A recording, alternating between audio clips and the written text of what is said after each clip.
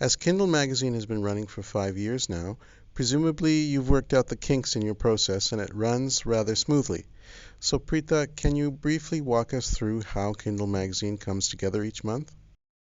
The crux of Kindle has been that we've worked in a very small, the core group has been a very small core group which hasn't changed for the last 5 years, of very, very like-minded people. So we kind of respect and understand each other's ideas, and we are, for Kindle, so we are the gods. We don't really care about, whether it's going to be interesting to the people who are going to read it. Right. But what matters is, this is what is important. This is what we think should be read or should be heard.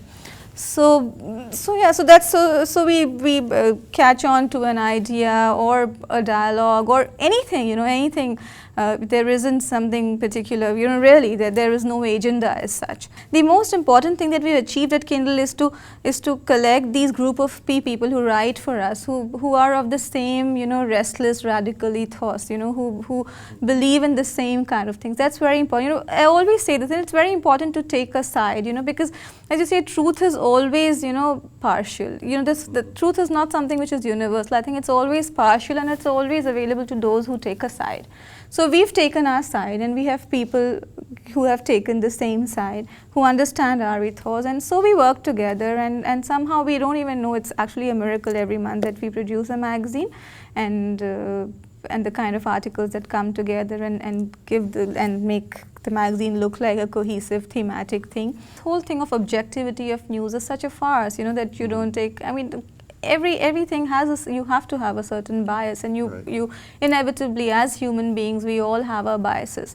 But the important thing is to be able to understand them, to be aware of them, and to make the best use of them. We have literature festivals and book fairs, but how many people are actually talking about books and ideas and reading? So the whole point of literature festival is, how do you take the dialogue forward? But that's where it has to be a very proactive process between the readers and the writers and everybody who's involved in bringing this whole cultural exercise together.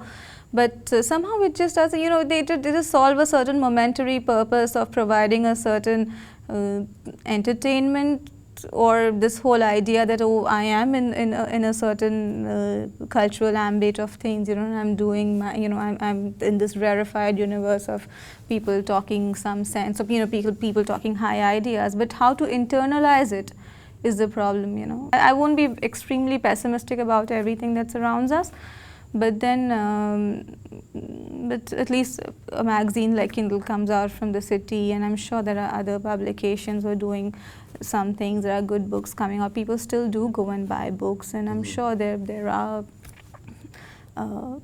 will be, hopefully there will be something better to look forward to.